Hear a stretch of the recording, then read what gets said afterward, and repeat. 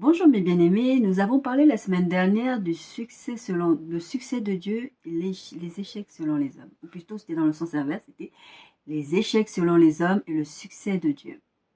Et dans le message que j'ai partagé avec vous, il y a une partie où je vous ai dit qu'on en reparlera cette semaine. La plupart des gens, comme je le disais la semaine dernière, ont tendance à penser, pour revenir un peu sur le thème que nous avons abordé, les gens ont tendance à penser que quelqu'un a quelque chose de négatif, c'est que forcément Dieu est bloqué. Dieu est bloqué, Dieu n'agit pas dans nos vies pour des raisons X ou Y. La semaine d'avant, on avait parlé de malédiction. Les gens pensent que quand quelqu'un te maudit, ça veut dire que la personne t'a maudit ou le diable est venu te maudire ou en tout cas quelqu'un a lancé une malédiction, un esprit a lancé une malédiction, enfin l'esprit le diable. Ça veut dire que Dieu est bloqué.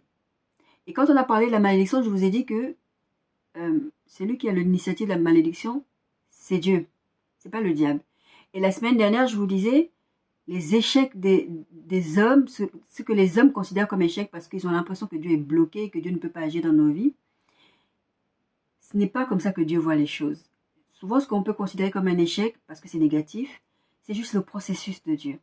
Et quand même c'est un échec, la Bible dit que toute chose concourt au bien de ceux qui aiment Dieu. Donc, mon but à moi, c'est de vous encourager et de vous dire, quelles que soient les épreuves que vous vivez, quel que soit ce par quoi vous passez, que ce soit des malédictions, c'est toujours tout ramener vers Dieu, vers sa parole, vers ce qu'il dit que tu es.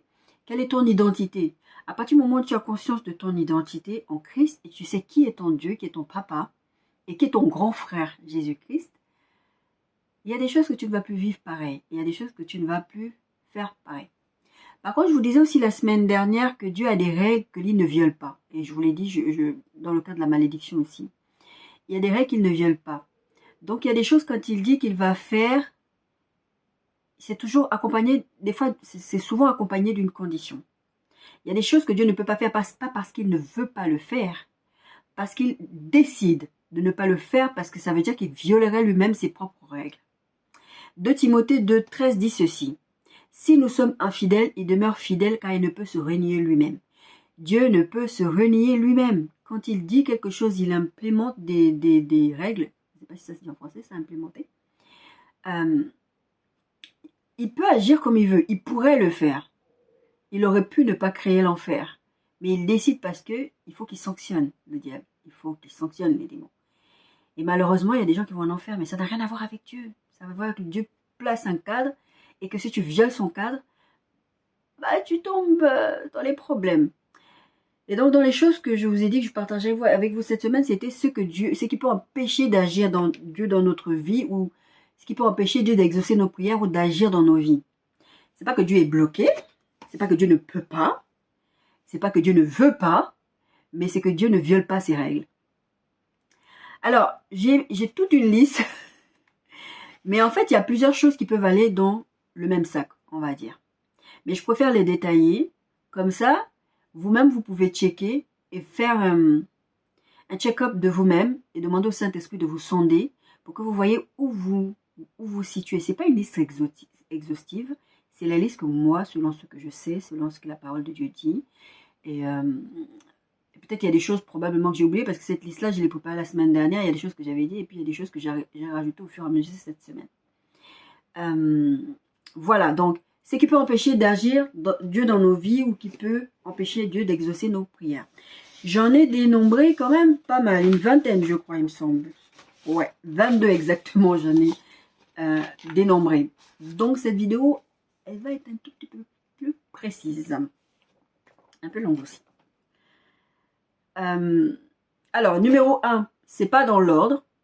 Numéro 1, j'aurais pu marquer la foi, mais il est dans ma liste, mais pas dans l'ordre. Donc ne prenez pas comme, ah ça c'est le plus important, ça c'est le moins important. Non. C'est pas dans l'ordre, ce sont des choses qui font que.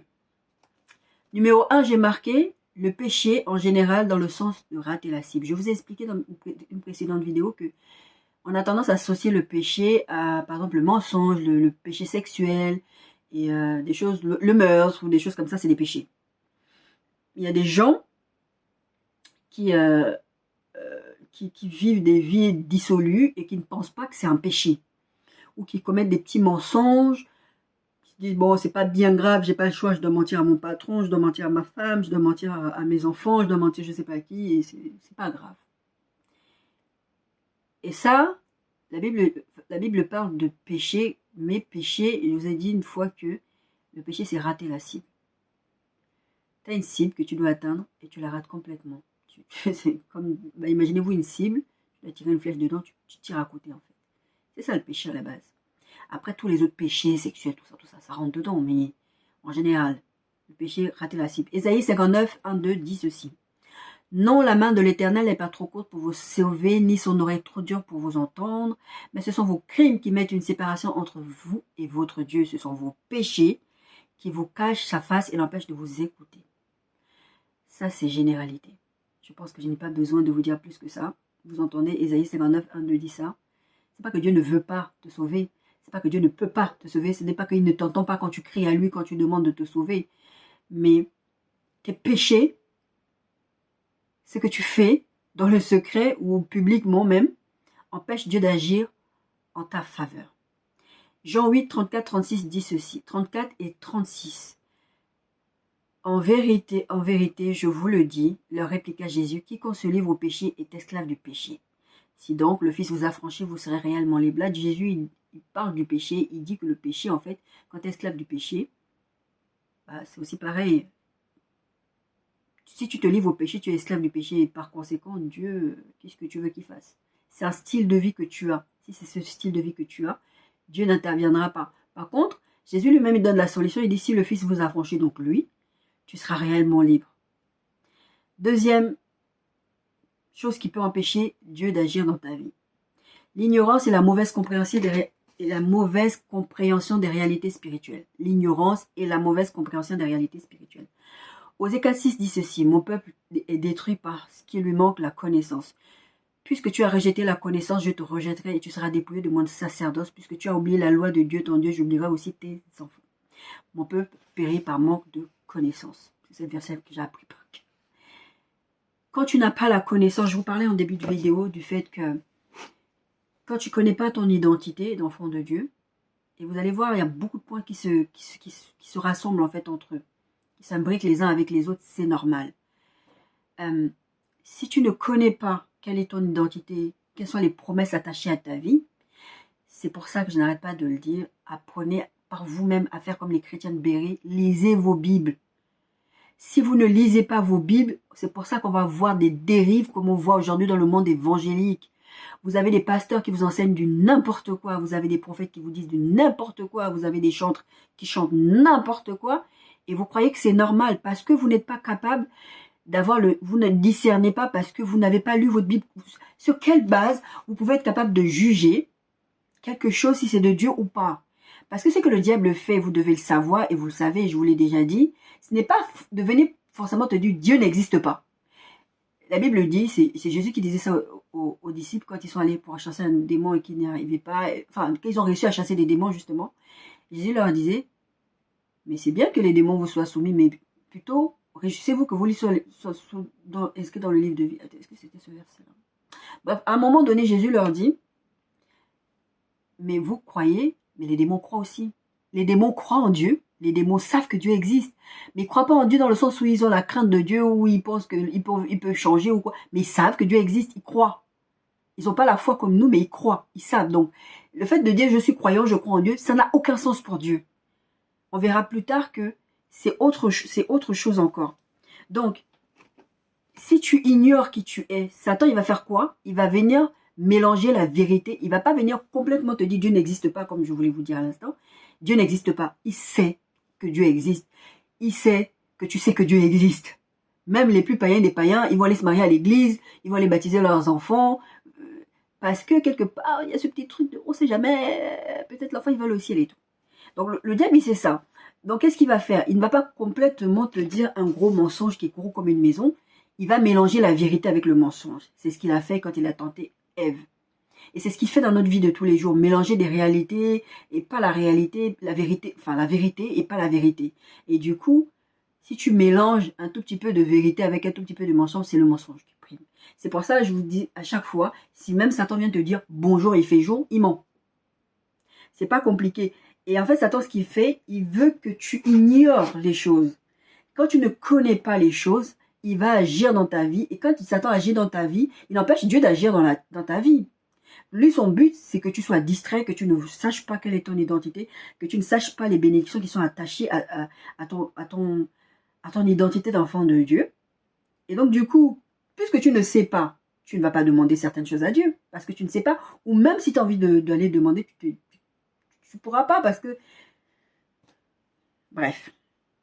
Jean 8, 34, donc Jésus, il dit... oui, non. Je suis revenue en arrière, pardon. Donc, l'ignorance ou la mauvaise compréhension. Pareil, un pasteur peut venir t'enseigner quelque chose, prendre une parole. Je vous ai donné l'exemple la dernière fois, un pasteur qui va dire, qui disait à ma soeur, par exemple, il prêchait comme ça, il disait, oui, bah, Étienne, il était immature, lui aussi, il a cherché les problèmes, l'autre aussi, c'était pareil, il était loin de la face de Dieu, il aimait bien le péché, c'est pour ça que... Mais si toi, tu ne lis pas ta Bible, si tu n'as pas connaissance de ce que la parole de Dieu dit, tu vas tomber dans ce panneau-là et tu vas croire que c'est vrai, parce que c'est un pasteur, c'est un homme de Dieu qui t'a dit ça. Peut-être que lui-même, il est ignorant, peut-être qu'il fait exprès aussi, peut-être qu'il est comment dire, il est peut-être inspiré par Satan, et donc en étant inspiré par Satan, bah, il croit qu'il dit les choses, enfin, il dit des choses peut-être volontairement pour vous tromper, ou peut-être tout simplement, comme je l'ai dit, il n'a pas la connaissance de la chose. Jean 8, 31, 32 dit ceci. C'est Jésus qui disait ça, qui dit aux Juifs qui avaient cru en lui, si vous demeurez dans ma parole, vous êtes vraiment mes disciples, vous connaîtrez la vérité et la vérité vous affranchira. C'est ce qu'on a parlé tout à l'heure aussi, quand si le Fils vous libère, vous serez vraiment libre. La vérité va t'affranchir. C'est important de connaître les choses de Dieu. C'est important d'avoir une bonne compréhension des réalités spirituelles. Parce que l'ignorance et la mauvaise compréhension des réalités spirituelles fait que Dieu ne t'exauce pas. Parce que tu ne connais pas. Moi, je sais qu'il y a quelqu'un que je connais qui a tendance à dire, mais non, Dieu est amour, tu peux faire telle chose, tu peux faire telle chose. Parce que dans sa tête, il a une mauvaise compréhension. T'as beau lui expliquer que c'est pas comme ça les choses de Dieu. Ah non, mais toi, c'est toi et ta relation avec Dieu. Mais non, Dieu, il est Dieu. Ça change pas ce que je pense de lui ou ce que j'en dis de lui. Ne change pas ce que sa parole dit de lui. Et moi, je me base sur sa parole pour te dire que non, tu as une mauvaise compréhension de qui est Dieu. Et si tu as une mauvaise compréhension de qui est Dieu, parce que ton truc de peace and love, Dieu est amour, et Dieu est saint, et Dieu est juste. Et Dieu, il agit. Et des fois, il répond. Pas des fois, quasiment souvent, il répond. Marc 6, 50, 52 dit ceci. C'était l'histoire de... Ils ont vu Jésus, je crois, c'est quand Jésus montait là-bas qu'ils ont cru que c'était un fantôme. Et Jésus leur a parlé. Marc 6, 50. Car ils le voyaient tous et ils étaient troublés. Aussitôt Jésus leur parlait et leur dit, rassurez-vous, c'est moi, n'ayez pas peur. Ils ont cru que c'était un fantôme. Ils ont commencé à dire fantôme, fantôme. C'est trop marrant. Puis il monta vers eux dans la barque et le vent cessa. Ils furent en eux-mêmes tous stupéfaits, remplis d'étonnement. Verset 52. Car ils n'avaient pas compris le miracle des pains parce que leur cœur était endurci. Jésus a déjà accompli des miracles. Jésus a déjà montré qu'il est Dieu. Enfin, qu'il a la puissance en fait en lui. Et le fait que tu ne fais pas la relation, tu n'as pas une bonne compréhension spirituelle de la chose, ton cœur est endurci. Et c'est ce qui leur arrive. Ils n'ont pas compris le truc du miracle des pains et des poissons. Donc là, ils commencent à se dire, c'est un fantôme, c'est un fantôme. Mauvaise compréhension de réalité spirituelle. Romains 8, 1, 2. Il n'y a donc maintenant aucune condamnation pour ceux qui sont en Jésus-Christ. En effet, la loi de l'Esprit devient en Jésus-Christ m'a affranchi la loi du péché et de la mort. En fait, dans les versets que je vous donne les versets qui disent la chose brute. Et je vous donne aussi, ce ne sera pas sur tous les points, mais je vous donne aussi la solution, en fait, c'est que Dieu dit. C'est qui va faire que tu vas changer d'attitude et tu vas aller et jusqu'à ce que, et qui va permettre à ce que Dieu puisse exaucer tes prières. Donc là, il faut que tu connaisses ton identité et la parole de Dieu dit en Romains 8, 1, 2 qu'il n'y a aucune condamnation pour ceux qui sont en Jésus-Christ. Ça ne veut pas dire que tu as le droit de faire ce que tu veux. On a parlé de péché en général, je viendrai sur certains autres péchés. Si tu es dans ce genre de trucs-là, forcément, tu désobéis à Dieu. On en parlera aussi de la désobéissance. Donc, toujours est-il qu'il n'y a aucune condamnation. Il y a aussi ce truc de quand tu demandes pardon à Dieu, on viendra sur l'histoire aussi du pardon. Pardonne-toi à toi-même. Je pense qu'on a très facilement tendance à demander pardon à Dieu, mais on ne sait pas se pardonner à soi-même. Et quand tu ne sais pas te pardonner à toi-même, on reviendra par rapport au pardon tout à l'heure, Du coup, tu te sens condamné. Tu as l'impression que c'est Dieu qui te condamne. Et tu es bloqué même dans tes requêtes de prière, tu es bloqué dans ta façon de faire les choses. Et tu as l'impression que Dieu ne t'exauce pas. Mais parce que tu es dans une telle culpabilité. Et cette parole te dit, il n'y a aucune condamnation pour ceux qui sont en Jésus-Christ, en fait. Il n'y a aucune condamnation. Tu es en Jésus-Christ, tu as demandé pardon, tu t'es repenti sincèrement. Sache qu'il n'y a aucune condamnation pour toi. En effet, la loi de l'esprit de vie en Jésus-Christ m'a affranchi de la loi du péché et de la mort. C'est juste ça que tu dois retenir. Marc 16, 17, 18 dit, oui, on va faire vraiment, je vous donne les intitulés de ce qui peut empêcher Dieu d'agir dans vos vies ou de répondre à vos prières, et que tu peux penser que Dieu est en échec, mais en fait, c'est pas Dieu qui est en échec, c'est parce que ça te concerne toi, ça concerne ta façon de fonctionner. Et là, on a dit que le péché en général, on a dit l'ignorance, la mauvaise compréhension, on est dans l'ignorance, la mauvaise compréhension. Donc là, oui, forcément, je vais vous lister toute une liste de versets pour qu'on puisse partager ensemble, pour qu'on puisse comprendre. Et franchement, je vous exhorte, mes bien-aimés, s'il vous plaît, retenez certaines de ces... Si vous pouvez tous les retenir ou notez-les quelque part. Comme ça, quand vous traversez des moments où vous dites « Ah, ça peut empêcher Dieu d'agir dans ma vie. Voilà ce que Dieu dit. Voilà comment je dois réagir, comment je dois agir. » Marc 16, 17, 18 dit ceci. « Voici les miracles qui accompagneront ceux qui auront cru. En mon nom, ils chasseront les démons, ils parleront de nouvelles langues, ils saisiront des serpents. S'ils boivent quelques breuvages mortels, il ne leur fera point de mal. Ils imposeront leurs mains aux malades et les malades seront guéris. » Moi, j'ai acheté un livre, ce qu'on appelle des livres de promesses. C'est souvent des petits livres que tu achètes en librairie chrétienne ou même sur Internet qui listent beaucoup de promesses de Dieu. Quand tu traverses les situations, moi, je sais que j'en ai un, c'est... est-ce qu'il est là? Je cherche dans ma bibliothèque. Est-ce qu'il est là? Visuellement, là, je ne le vois pas, mais je sais qu'il est dans ma bibliothèque. Je sais qu'il est là dans ma bibliothèque. Et en fait, quand tu cherches, par exemple, sur la maison, qu'est-ce que la promesse de Dieu sur les enfants, la promesse de Dieu sur le mariage, la promesse de Dieu sur la santé, et ce sont des versets bibliques, hein. Allez-y vraiment les prendre. Bon, après, c'est des coupures de versets, mais en général, moi, je préfère regarder dans ces versets-là, dans mon livre de promesses, par exemple, mais aller chercher dans ma Bible et regarder tout le contexte du verset, parce que si tu prends juste le verset, ça n'a pas de sens, en fait. Sur certains points, des fois, tu verras que ça n'a pas de sens. Par exemple, ce verset qu'on dit... je vous ai lu tout à l'heure, dans la main de l'Éternel n'est pas trop courte pour nous sauver, ni son oreille trop Dieu pour entendre. Ésaïe 59, 1, ben les gens s'arrêtent à là. Alors qu'en bas, c'est écrit, mais ce sont vos crimes qui mettent une séparation entre Dieu et vous. Donc, c'est important d'avoir toujours le contexte du verset. C'est bien d'avoir, c'est un outil qui peut vous aider, qui peut nous aider, mais c'est important d'avoir sur le contexte dans lequel ça a été dit. Parce que, comme je disais, l'ignorance des réalités spirituelles et même de la connaissance même de la parole de Dieu, je ne sais pas comment mettre ce titre-là, mais tu vas mal interpréter la parole de Dieu, tu ne vas pas comprendre, tu vas te dire que ce verset-là, ça veut dire ça, alors que ce verset n'a pas été écrit dans ce contexte-là particulièrement, comme par exemple le fait que les femmes ne prêchent pas dans l'église et tout ça, c'est une mauvaise compréhension du texte, et une mauvaise interprétation du texte. Donc du coup, tu bloques, Dieu est en train de t'appeler à le servir, à devenir pasteur. Je ne sais pas si je vais faire tout le truc aujourd'hui, si je n'arrive pas à finir, je ferai la partie numéro 2. La semaine prochaine, je ne vais pas mettre de pression parce que c'est important que vraiment on détaille ces trucs-là. Donc, si tu interprètes mal les Écritures, si tu as une mauvaise connaissance de ton identité, si tu ignores les réalités spirituelles, toutes ces choses-là, ça englobe aussi l'interprétation de la parole de Dieu. Si tu interprètes mal les Écritures, bah, tu ne peux pas être au bénéfice de ce que Dieu dit à travers la parole de Dieu. Ça veut dire qu'il y a des gens qui se privent de la prédication des femmes parce qu'ils ont lu ça, ils l'ont interprété comme ça, alors que ce n'est pas du tout ce contexte-là, ce n'est pas du tout comme ça que Dieu dit les choses. Donc, vous allez vous priver de certaines choses parce que vous ne comprenez pas le contexte. C'est aussi la mauvaise compréhension, l'ignorance des réalités spirituelles et surtout la mauvaise interprétation de la parole de Dieu.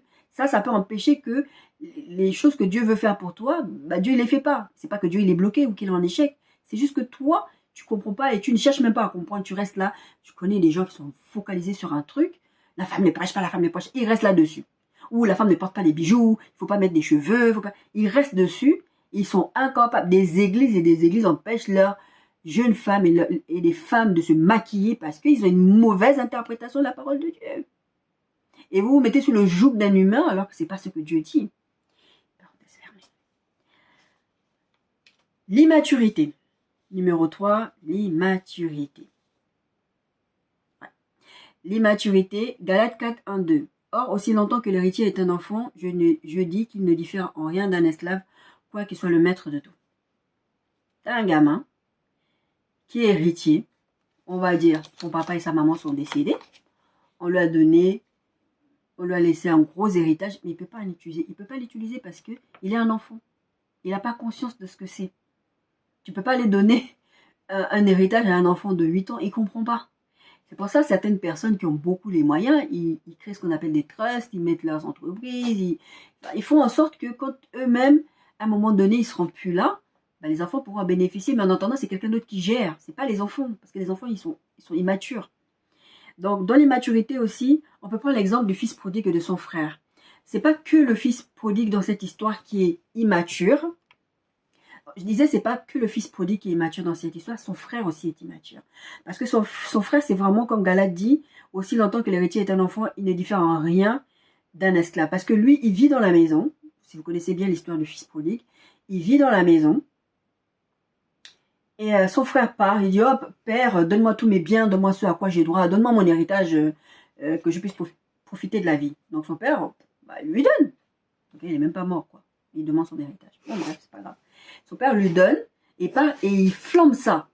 Il profite de la vie, et à un moment donné, il se rend compte qu'il n'a plus rien. Mais il est immature. C'est normal, il demande quelque chose. Déjà, c'est très immature de dire à ton père qui n'est même pas encore décédé, donne-moi ton héritage. Bon, j'ai envie de te dire encore heureux qu'il l'ait fait du vivant de son père, comme ça au moins on a pu le rattraper après. Et donc il va, il flambe tout, et après à un moment il dit, ah, il faut mieux que je retourne chez mon père, parce que au moins même les serviteurs là-bas, ils sont quand même bien traités. Son immaturité lui faire croire que son père va l'accueillir comme il va dormir avec les pourceaux, il va faire ci, il va faire ça, parce qu'il est immature dans sa tête, c'est ça. Son frère, par contre, aussi, il est immature. Pourquoi? Parce que quand son père vient, il voit son frère arriver, venu, il ne lui laisse même pas dire c'était quoi son plan de je vais aller vivre avec les porcs, et je vais travailler pour toi, je vais faire tout, parce que bon, je préfère au moins être avec toi.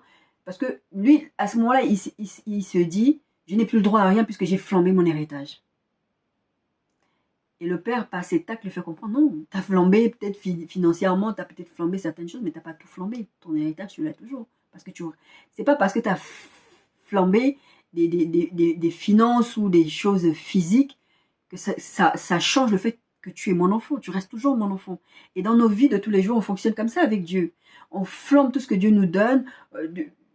Dieu va nous bénir par quelque chose et voilà. Et après, à un moment donné, on se sent tout pour nous. Ben, Dieu m'a béni avec une voiture, j'ai fait n'importe quoi, je suis allé faire un accident, j'ai cassé la voiture. Dieu m'a donné un travail, j'ai mal parlé à mon patron. Mais Dieu est toujours ouvert quand tu demandes pardon.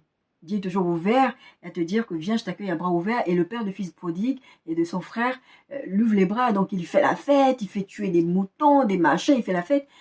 Et l'aîné, il boude. Parce qu'il s'est dit, mais attends, moi je suis toujours resté là. Et il lui dit au père, je suis toujours resté là avec toi. J'ai toujours fait tout ce que tu m'as demandé de faire. Et maintenant, en fait, c'est comme si ça servait servir à rien. Ça sert à quoi alors que j'ai travaillé tout ça, j'ai obéi à tout ce que tu m'as dit. Mon frère, il est parti, il a fait n'importe quoi. Et tu lui as ouvert les bras comme ça, comme si c'était normal. Et le père lui disait, mais pareil, tu étais là, tu pouvais profiter. Qu'est-ce qui t'a empêché de profiter de ton héritage? Lui, il a profité, il a fait n'importe quoi. Mais tu n'es pas un esclave dans cette maison, tu es le fils de la maison. Pourquoi tu n'as pas profité en tant que fils? Les deux immatures. Donc l'immaturité peut empêcher Dieu d'agir dans ta vie. L'immaturité, tu as l'impression que Dieu ne t'exauce pas ou que Dieu est un échec, mais c'est parce que tu es immature. Tu comprends pas et tu es comme un enfant. Et l'immaturité va faire qu'il y a des choses que tu vas même prendre, tu vas pester contre Dieu. Ah, moi, je ne veux pas, comme on aime faire avec nos parents naturels, et ben on va le faire avec Dieu. Si tu boudes, ça va pas changer qui est Dieu. Dieu va continuer à t'aimer, mais tu perds du temps et tu te prends la tête pour rien et tu vis loin et tu fais n'importe quoi. Et le fait de bouder, le fils prodigue qui se fâche, ça a changé quoi? Son père a quand même fait la fête pour son frère et son frère a quand même flambé et le père lui a quand même pardonné. Mais maintenant, il a vécu mal quand même, ce gamin-là. Il a quand même, bon, c'était peut-être pas un gamin, j'en sais rien. En tout cas, il a vécu mal pendant un moment donné, avant de prendre la décision quand même, sûrement avec la honte de revenir vers son père. N'empêche que l'autre était dans la maison. Immaturité. 1 Corinthiens 13, 11 dit ceci. L'histoire de fils prodigue et son frère, on le trouve dans Luc 15, 11 à 32. 1 Corinthiens 13, 11 de ceci. Lorsque j'étais enfant, je parlais comme un enfant, je pensais comme un enfant, je raisonnais comme un enfant. Lorsque je suis devenu homme, j'ai fait disparaître ce qui était de l'enfant. C'est l'apôtre Paul qui dit ça. À un moment donné, tu ne peux pas rester immature tout le temps. Tu ne peux pas rester un bébé spirituel tout le temps. et que tu ne sais pas à quoi tu as droit, et que parce que tu es immature, Dieu ne fait pas les choses, tu fais comme un enfant. Moi, je me rappelle ma fille quand elle était petite, je lui avais enseigné par exemple quelque chose, c'est quand je mange quelque chose, ne me demande pas. Parce que les enfants ont cette habitude de, dès que tu mets quelque chose dans ta bouche ou dès que tu fais quelque chose, et des fois je vois des vidéos sur internet où les parents ils se cachent dans les toilettes. Non, moi j'expliquais à ma fille, je suis là pour te faire du bien, te faire plaisir, et je te ferai du bien, je te ferai plaisir. Mais il y aura des moments où je vais me faire du bien, je vais me faire plaisir. Donc quand je suis dans ces moments-là, ne viens pas me demander. Il y a des moments, en fait, elle savait quand il fallait me demander ou pas. Il y a des moments où je pouvais manger un truc, elle allait me demander, je lui partage avec elle. Puis il y a des moments, elle savait peut-être pas, donc elle me demandait, je lui disais, non, ça c'est pour moi. Ah, ok. Et vous savez ce que ma fille, elle faisait? Elle disait, des fois, elle me voyait me faire un plaisir, m'acheter un truc qui me faisait plaisir pour manger et tout. Et elle était là, elle disait, ah, bah moi, de toutes les façons, j'en voulais pas, hein. Parce qu'elle savait. Elle savait que c'est pas la peine, parce que là, c'est un petit treat que maman elle est en train de se faire pour elle-même, elle est en train de se faire du bien, donc il fallait qu'elle me fasse comprendre, je m'en fiche, hein. Tu sais, tu peux ne pas me donner, je m'en fiche, ça me fait ni chaud ni froid. Et le fait qu'elle exprime déjà ça, c'était pour dire, ça me touche quand même que tu manges, tu partages pas avec moi. Mais c'était sa façon de dire, bon. Et on est comme ça même avec Dieu.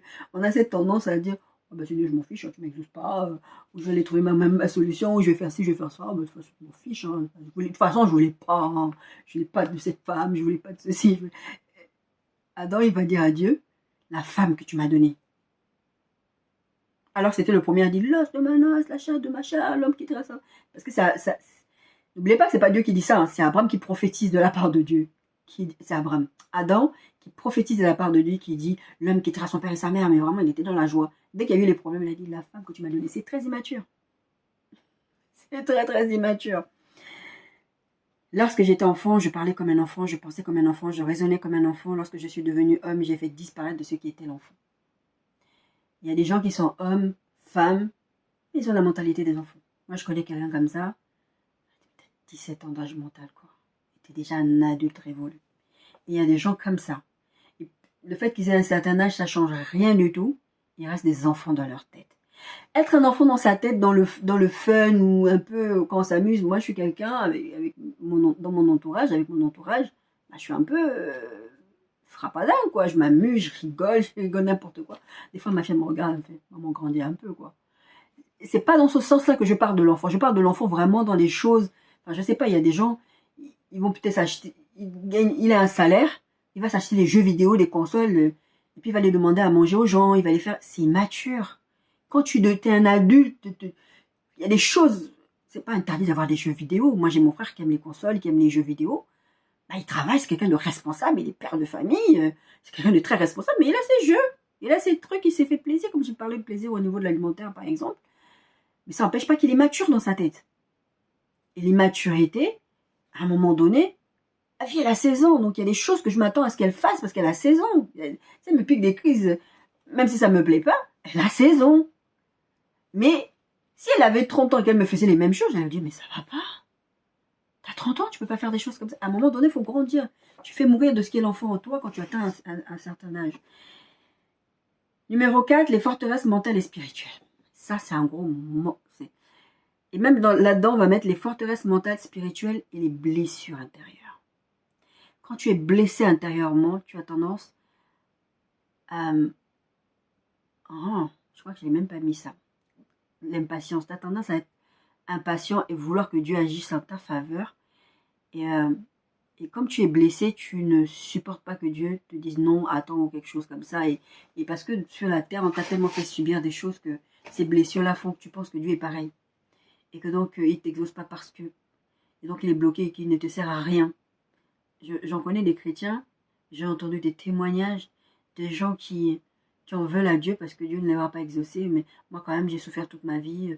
Moi, j'ai fait ceci, j'ai fait cela, et puis Dieu, il m'a pas exaucé, et puis Dieu, il n'a pas fait ci. Pourquoi Dieu m'a laissé, nanana. Les gens qui souffrent souvent de rejet, les premières concernées, qui ont souffert ou qui souffrent de rejet, ont souvent ce genre de réaction-là, qui sont blessés, qui ont souffert de certaines choses, quelles que soient les blessures par lesquelles vous êtes passés.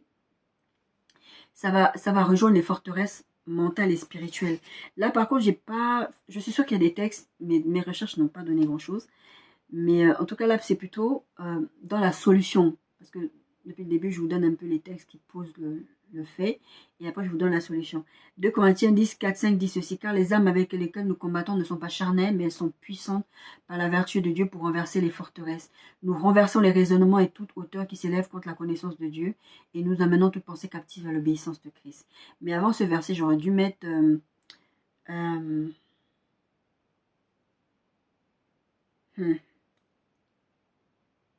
Non, bref, c'est pas grave.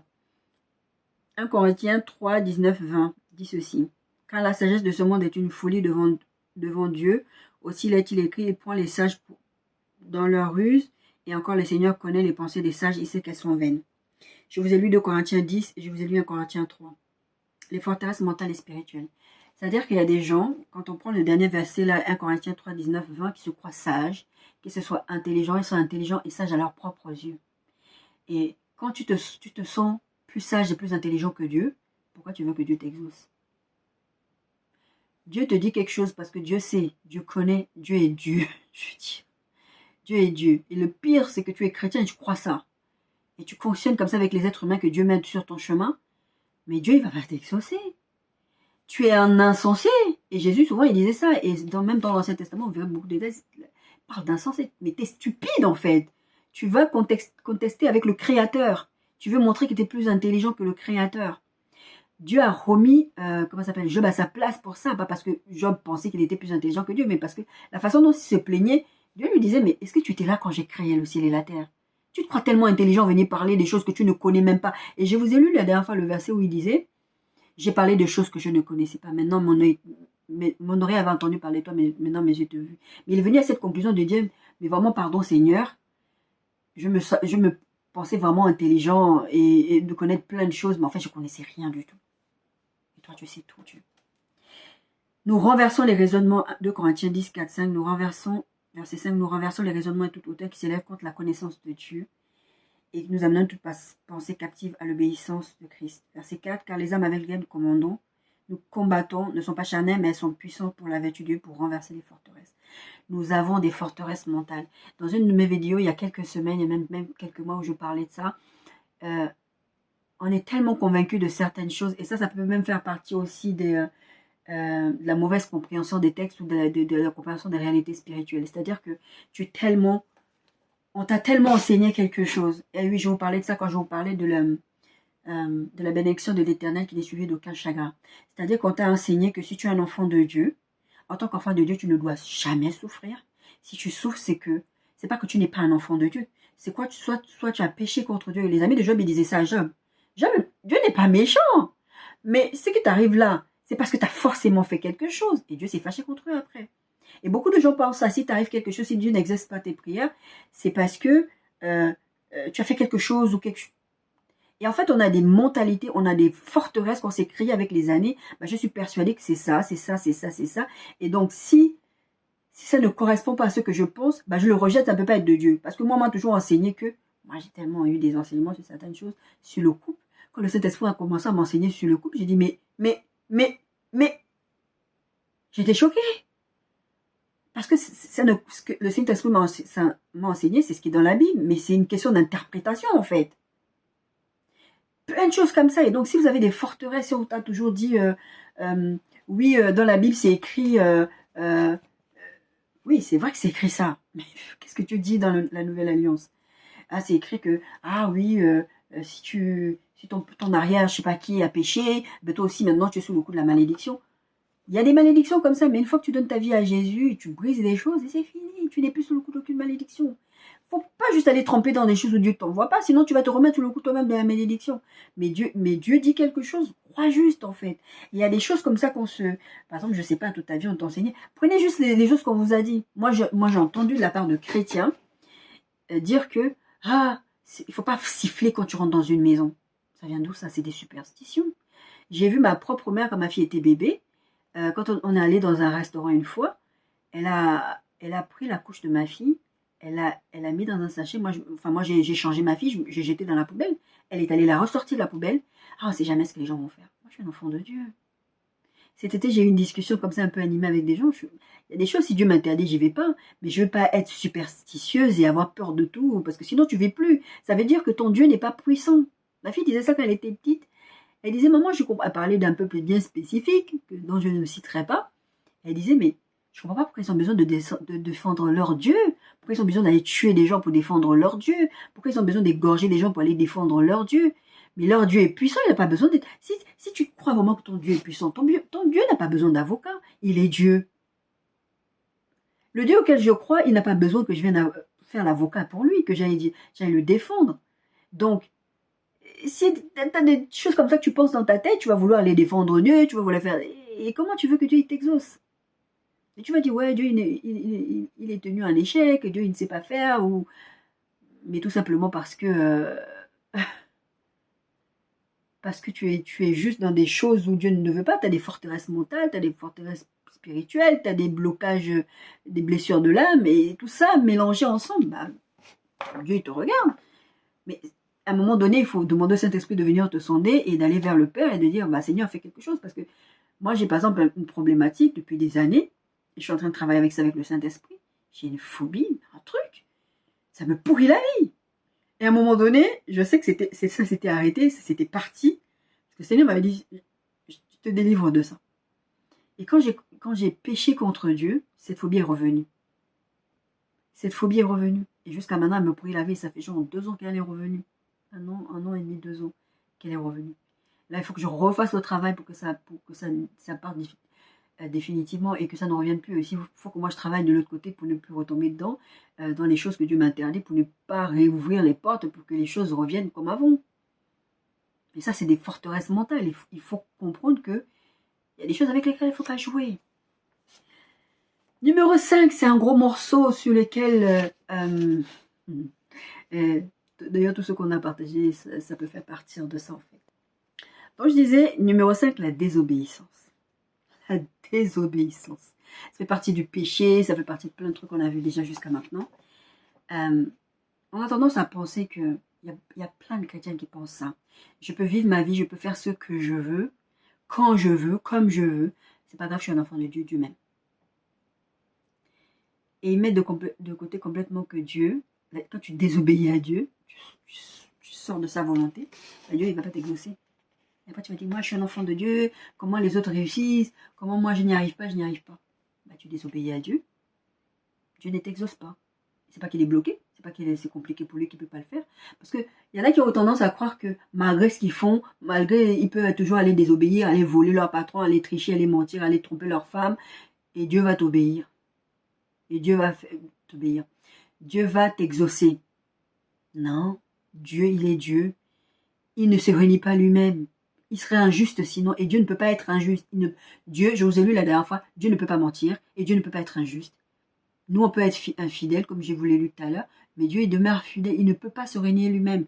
Donc, si tu décides que tu vas désobéir à ce qu'il te dit, ben c'est ton problème. Il va pas t'exaucer. La désobéissance empêche Dieu d'agir dans ta vie.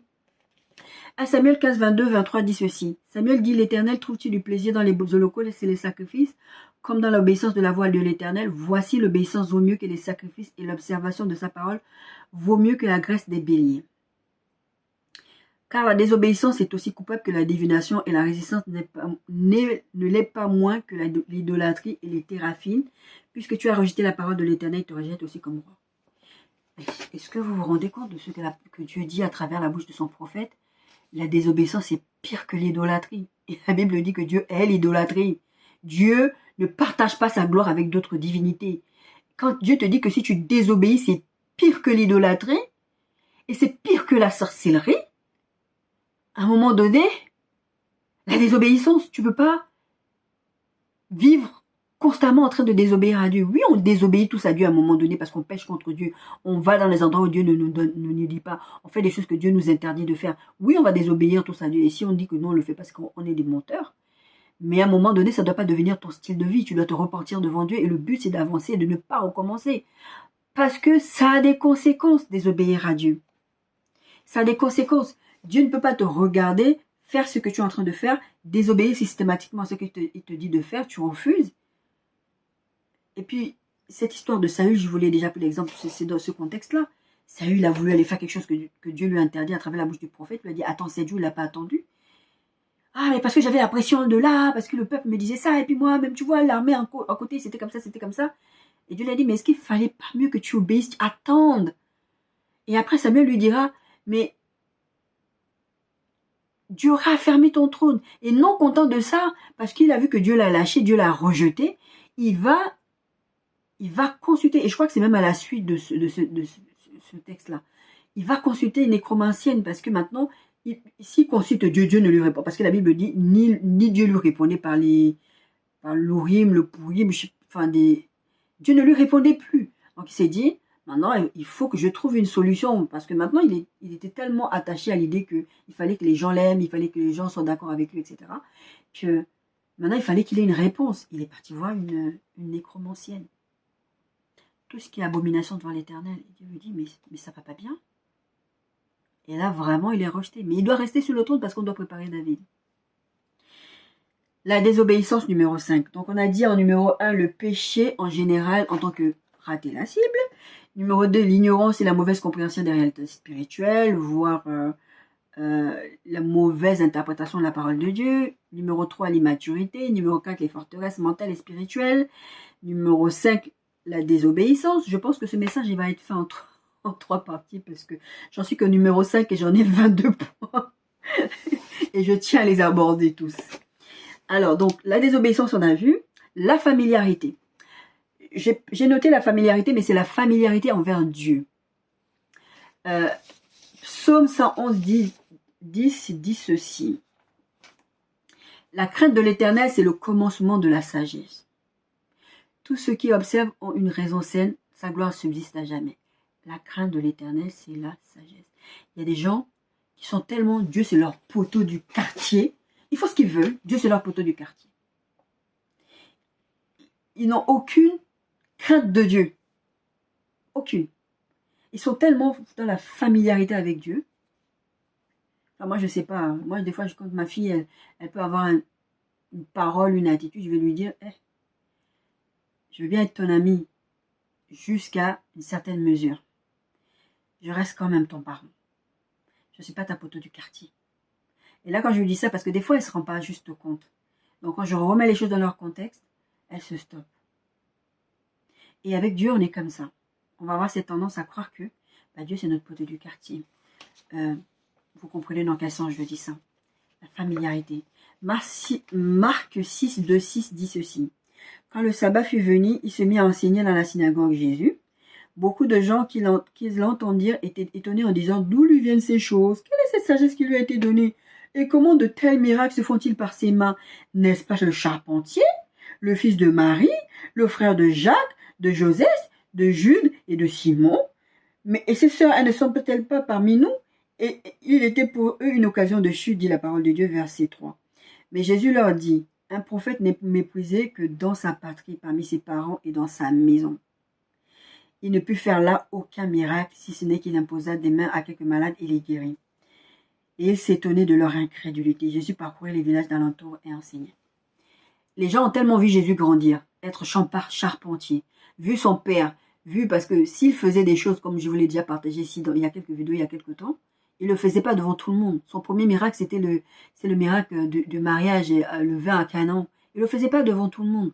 Donc, à partir de là, il ne le voyait pas, il le voyait sûrement bien élevé, poli, tout ça, tout ça. Il voyait ses frères, il voyait comment il grandissait avec ses frères. Donc, pour eux, c'est juste un simple Jésus, le charpentier. Comment ça, il vient? Non, mais vous imaginez les gens qui n'ont pas vécu dans sa maison avec lui. Moi, je vis avec ma fille. Depuis petite, je vois comment Dieu agit à travers elle. Je l'ai vu prophétiser. Étant petite, je l'ai vu faire des choses.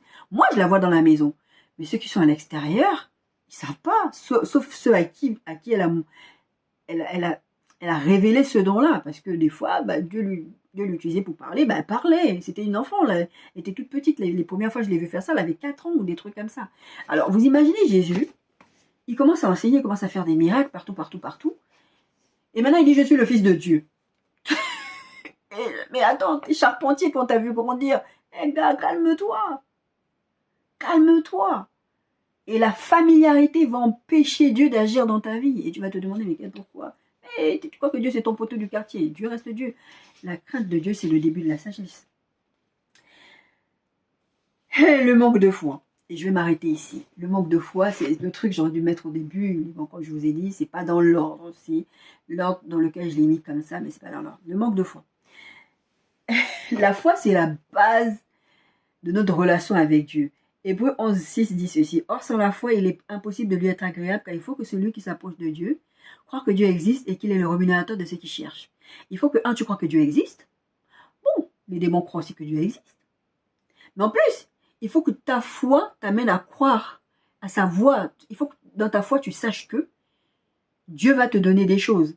Si tu as, une problématique dans ta foi, bah Dieu va t'exaucer. C'est pas qu'il est bloqué, c'est pas qu'il ne peut pas, il va pas. Tu crois pas, t'as pas la foi. Je viens de vous lire le texte avec Jésus qui s'étonnait de leur incrédulité. Il peut pas faire. Il a guéri sûrement ceux qui ont cru. Il a imposé les mains à ceux qui ont voulu. Donc il a accepté de croire à ce qu'il disait. Et les autres, bah, il n'a rien pu faire parce qu'ils étaient là en train de le regarder, le charpentier. L'incrédulité, le manque de foi, va faire que Dieu ne va pas agir. Si la foi, il n'y a pas besoin d'avoir une grosse foi. La Bible dit que si tu as une foi comme un grain de sénévé, tu peux déplacer des montagnes. Ce n'est pas le problème de la quantité de ta foi, c'est le problème d'avoir la foi même. Ou même des fois, tu peux déclarer des choses de ta bouche et ton cœur, il ne croit pas. Et moi, j'aime bien dire, en fait, il faut parler à ton âme jusqu'à ce que ton âme croie. Si tu es dans une situation où, à un moment donné, tu avais une relation avec Dieu, tu es sorti de ça, ou quelle que soit la raison, ou peut-être tu allais vivre dans le monde, ou peut-être, je ne sais pas, rebâtis ta foi avec Dieu. Tant que tu es vivant sur la terre, tu peux rebâtir les choses. Et à partir de là, bah, Dieu va agir, parce que Dieu rémunère ceux qui le cherchent. Par la foi. Dieu va t'exaucer, c'est ça la rémunération aussi. Dieu va t'exaucer parce que tu crois en lui, parce que tu crois qu'il est capable de faire ce qu'il dit qu'il va faire. Et si tu ne le crois pas, pourquoi tu veux que Dieu t'exauce? Et tu as dit que je suis bloqué. Bon, après aussi, j'ai connu des gens dans ma marche avec Dieu qui étaient là en train de me dire, oui, tu manques de foi. C'est facile de dire à quelqu'un qui manque de foi, tu sais pas. Je me rappelle que j'avais connu des difficultés vraiment financières. Je vous ai parlé comme ça, vite fait, du fait que j'avais failli être expulsée. Et j'ai quelqu'un dans l'église où j'allais qui m'a dit, oui, mais je lui ai dit à un moment donné, je ne pouvais plus donner la dîme. Mais vraiment, c'était devenu... J'étais en procédé d'expulsion, c'était plus possible. Et c'est vrai que j'avais aussi une méconnaissance de mon identité, pas de mon identité en tant que telle, mais à certaines, comme j'ai dit tout à l'heure, à certaines réalités spirituelles, il y a des choses que je n'étais pas bien enseignées, ou même que je ne savais pas bien, certaines lois que je ne maîtrisais pas vraiment. Et donc, du coup, bah, mes finances, c'était un peu n'importe quoi. Bon, après, c'était pas forcément lié qu'à moi. Il y avait tout plein d'alliés de la vie qui faisaient que. Mais la personne me dit, mais t'as pas la foi, c'est pour ça que tu donnes pas. Mais mon gars, j'ai donné des montants de dîmes et d'offrandes parce que justement, j'avais foi en Dieu. C'est pas que Dieu m'a pas récompensé, mais Dieu m'a pas récompensé à ce moment-là. Je vois l'œuvre que le Seigneur est en train de faire dans ma vie aujourd'hui, en fait. C'était pas des années en arrière. Après, il m'a sorti de certaines situations. C'est maintenant aujourd'hui que je commence à voir certaines choses vraiment se débloquer. Mais à l'époque, même pour manger, je ne pouvais pas manger. Mais quelqu'un me dit, tu manques de foi. Donc, c'est une petite parenthèse aussi pour dire que c'est facile de dire aux gens, tu manques de foi, tu manques de foi. Mais je pense que chacun au fond de soi, on sait quand on manque de foi. Je parle vraiment à ceux qui manquent de foi, ceux qui sont incrédules, ou ceux qui n'ont carrément pas la foi, qui croient en Dieu, mais qu'à un moment donné, il y a des aléas de la vie, il y a des choses qui sont passées dans leur vie, ils pensent que, ah ouais, mais du coup, ils deviennent incrédules. Jésus, il disait à Marthe, je crois, si tu crois, tu verras la gloire de Dieu. Est-ce que tu crois que je peux ressusciter ton frère? Et si tu crois, tu verras la gloire de Dieu. Tu verras Dieu agir dans ta vie. Moïse, il disait, Seigneur, fais-moi voir ta gloire. Ah, tu veux vraiment? Oui. Et il croyait en Dieu, il croyait que Dieu était capable, et Dieu lui a montré. Si vous êtes incrédule devant ce que Dieu vous dit, ben, il ne va pas vous exaucer. Pourquoi tu veux qu'il se fatigue à aller t'exaucer alors que tu ne crois même pas qu'il est capable de faire? Mais ce que j'aime bien aussi, ce que vous devez savoir, c'est que Dieu, en fait, ce qu'il fait souvent quand on a un manque de foi, c'est qu'il compense. Il vient te donner quelque chose pour comment dire, pour réveiller ta foi. Mais si tu continues à croire et à être incrédule, à ne pas accepter, bah, Jésus n'a pas pu faire plus de miracles parce qu'ils étaient là, ils ne voulaient pas. Ils ne pouvaient pas accepter que, on a parlé par rapport à la familiarité, mais ils ne vont pas accepter que bah, Jésus qui a grandi avec eux puisse puisse maintenant être devenu le Fils de Dieu, faire des miracles, et tout, et qui, on n'a jamais vu qu'il était prophète, on n'a jamais rien vu. Et si tu manques de foi, tu vas limiter, c'est pas que Dieu, lui, il est limité, mais tu vas limiter l'action de Dieu. Et tu vas penser que Dieu est bloqué, mais Dieu n'est pas bloqué, c'est juste ton manque de foi et ton incrédulité. Nom 14, 11 dit ceci, et l'Éternel dit à Moïse, jusqu'à quand ce peuple méprisera-t-il, jusqu'à quand ne croira-t-il pas en moi, malgré tous les prodiges que j'ai fait au milieu de lui. Dieu, ce qu'il aime, c'est qu'on se souvienne, ce texte, je vous l'ai partagé plusieurs fois, ils n'écoutaient pas Dieu, Dieu les a sortis d'Égypte, etc. Et continuait toujours à provoquer Dieu. Et puis à un moment donné, Dieu a dit, mais jusqu'à quand vous allez me mépriser? Jusqu'à quand vous n'allez pas croire à ce que je vous dis? Je vous ai dit que c'est le pays où coule le lait et le miel. Je sais qu'il y a des Cananéens, des gens là-bas. Je vous ai dit d'y aller, moi je suis avec vous. Et ils étaient là. Et Dieu, il a dit à un moment donné, j'y vais pas avec vous. Parce que vous me méprisez. Il faut comprendre que quand tu ne crois pas en ce que Dieu dit, tu méprises sa parole. Oui, c'est le manque de foi, mais c'est mépriser. En fait, je pense que si on se met dans la tête à se dire, à chaque fois que je ne crois pas ce que Dieu dit, c'est que je le méprise, peut-être qu'on va changer notre façon de faire. Parce que toi que tu es dans ta tête, tu dis, je suis incrédule. Je pense que ça sonne même très joli dans ta bouche de te dire, je suis incrédule. Ah, j'ai besoin de voir pour croire. J'ai besoin que Dieu... La foi est une ferme assurance des choses qu'on espère, une démonstration de celles qu'on ne voit pas. Tu crois, Dieu te dit quelque chose, tu crois en sa parole, tu sais que Dieu va faire à un moment donné. Tu sais que Dieu va agir à un moment donné, mais tu ne le vois pas agir. Il y a des choses que Dieu te dit 20 ans en arrière. Moi, vous savez, les trucs que Dieu m'a dit depuis combien de temps, c'est pas encore arrivé. Mais moi, je m'attache à la parole de Dieu. Si je ne crois pas à ce que Dieu dit, pourquoi est-ce que je suis chrétienne? Pourquoi est-ce que j'aurai la foi? Parce que la foi, c'est quoi? C'est de croire que Dieu existe et c'est croire que Dieu rémunère ceux qui le cherchent. Si je suis là à me dire je suis chrétienne de nom et que je m'en vais le dimanche à l'église et que je vais me montrer que je suis chrétienne, ça me sert à quoi? Parce qu'à la fin, Jésus va me dire mais je ne te connais pas. Le démon là qui avait tapé les fils de Céphas ou Cévas, il a dit moi je connais Paul, je connais Jésus que Paul prêche, vous je ne vous connais pas. Vous étiez des démons. Et Jésus il dit lui-même à la fin je vous dirai je ne vous ai point connu. Parce que vous êtes là en train de vous faire des semblants que vous êtes des chrétiens, mais au final, vous ne marchez pas selon ma loi. Dieu dit qu'on le méprise quand on ne croit pas à ce qu'il dit. Jésus, il disait, croyez en Dieu, croyez en moi. Croyez en moi, l'homme Jésus que Dieu a envoyé. Croyez en moi que Dieu m'utilise pour pouvoir vous faire du bien. Et ces gens-là ne croyaient pas en Dieu. Je vous ai parlé par rapport à la familiarité. Ils croyaient en Dieu, mais ils ne croyaient pas en Jésus. Bah, Dieu ne pouvait pas agir puisque c'est Dieu qui a envoyé Jésus. Donc si tu ne crois pas en Jésus, bah, Dieu ne peut rien faire pour toi. Parce que tu es en train de dire que l'enfant là que tu as envoyé sur la terre venir faire le sacrifice, bah, il ne sert à rien. Non, on te veut toi. Et encore, le peuple dans l'ancien temps, de l'Ancien Testament, ils ont dit non, on ne veut pas. Non, toi tu nous fais peur. On veut un roi comme les autres. Mais bien aimés, je vais m'arrêter ici. Point numéro 7. Je vais vous récapituler tous les points qu'on a vus aujourd'hui. On va continuer, je pense, sur 3, peut-être 4, je ne sais pas, on verra. Comment on avance la semaine prochaine. Ce qui peut empêcher Dieu d'agir dans ta vie ou même d'exaucer tes prières, c'est le péché en général dans le sens de rater la cible. C'est l'ignorance et la mauvaise compréhension des réalités spirituelles, y compris aussi de la mauvaise interprétation de la parole de Dieu. Numéro 3, l'immaturité. Numéro 4, les forteresses mentales et spirituelles et les blessures de l'âme aussi, je l'englobe là-dedans. Numéro 5, la désobéissance. Numéro 6, la familiarité envers Dieu. Envers Dieu et Jésus, bien sûr. Et même le Saint-Esprit. J'ai pas dit le Saint-Esprit, mais le Saint-Esprit, c'est lui que Jésus nous a laissé sur cette terre pour nous conduire et nous guider. Si tu es là en mode, tu ne calcules pas le Saint-Esprit, tu reçois le Saint-Esprit dans ton cœur et tu te dis, le Saint-Esprit, il est là et tu ne le calcules jamais. Comme si tu étais marié avec quelqu'un, tu ne calcules jamais ton mari. C'est aussi de la familiarité, en fait. Et ça c'était numéro 6, la familiarité. Et numéro 7, le manque de foi. Et nous allons nous arrêter là. Je vous exhorterai vraiment à aller auprès de la croix, auprès de Dieu, demander à vous sonder déjà sur ces points que nous avons vus ensemble et voir là où quelque chose peut être corrigé. Parce que Dieu veut te faire du bien. Dieu veut vraiment te dire que son oreille n'est pas trop courte pour te sauver. Mais toi, tu as ta part à faire. Il veut t'aider, il veut te bénir, il veut te faire du bien. Mais à un moment donné, il faut que tu aies conscience de lui, de sa présence. Il faut que tu règles ta relation avec Dieu. Il faut que tu règles ta relation avec Dieu pour que tu ne tombes pas dans ces travers-là et que tu te retrouves pas dans cette situation où tu as l'impression que Dieu ne t'écoute pas, Dieu ne t'exauce pas, où Dieu est bloqué. Ce n'est pas le cas.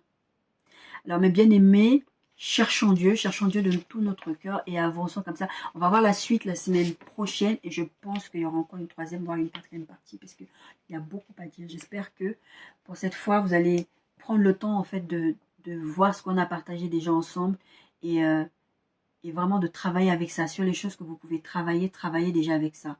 Et on viendra sur le reste. Je vous demanderai, mes bien-aimés, s'il vous plaît, prenez des notes. En tout cas sur ce thème-là, je vous le dis jamais dans les autres vidéos, parce que les autres vidéos aussi, vous prenez des notes. Mais c'est important parce que l'exaucement de prières, de vos prières et le fait que Dieu intervienne dans vos vies, il y a des choses que vous allez empêcher Dieu de faire. C'est pas que Dieu ne peut pas le faire, c'est que Dieu ne le fera pas parce que vous allez vous l'empêcher d'agir dans votre vie. Soyez bénis.